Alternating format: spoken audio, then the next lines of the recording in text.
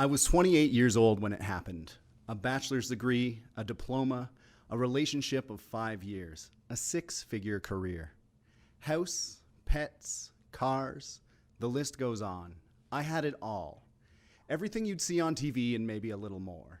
Proud parents with a son who made more money than both of them combined. The next check boxes on the list were a house and marriage. I was doing everything right and succeeding by all standards. Time to settle down and start a life. Only I didn't.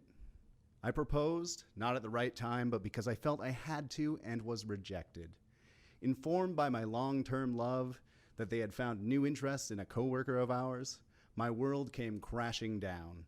Before I knew it, I was off work and living in a suicide ward at St. Joseph's Hospital, where a doctor had described me as the most suicidal person he'd met in 13 years of practice. He actually told me he was amazed I was still alive. How messed up is that?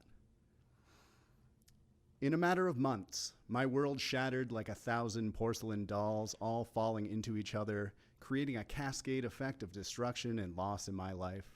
No longer did I have a house, a job, a relationship, a family, a future. I had failed everyone who I loved, failed to live up to their expectations, my expectations. We all have a weight we carry on our shoulders that is slowly crushing us. Expectations both real and perceived. I've seen it in all of your speeches. A preconceived notion that you need to perform in a very specific way is ingrained in every page, every line, every syllable you utter from your mouths, and it lessens you. You know it. I can feel it. You can feel it. It's surfaced in the form of nervous anxiety, fear, and a nagging inner dialogue of self-doubt that causes the words we speak to fall from our mouth in a most unnatural way. Shaking, stuttering, a wavering tone of voice. It saps our confidence and causes us to measure ourselves against the audience who we feel we can only impress if we live up to their goddamned expectations. I don't remember that year. I disappeared from everyone in my life, too ashamed to face them. I am told I spent the time over-medicating to the point where I felt and remembered nothing until one day I woke up in a house owned by a religious family in a city I had never lived in, being supported by a church I didn't attend. When the doctor remarked upon how he was surprised I was still alive back in that hospital, I told him a story. Just prior to graduating with my first degree, I had instead opted to leave school to join an exploratory expedition to Antarctica. One day I found myself on the summit of a volcanic island, alone. The silence was deafening. Absolute, pure quiet. I gazed out over the ocean, the ice floes, to the Russian icebreaker that had brought us there, a tiny speck in the distance. And do you know what my first thought was? I hope they come back. But it was my second thought that I told the doctor. I looked out over the ocean and realized I could see the curvature of the earth, sorry flat earthers, stretching out in every direction, and in that moment I knew, if ever I didn't like the direction my life was going in, I could just turn and walk in any number of endless directions.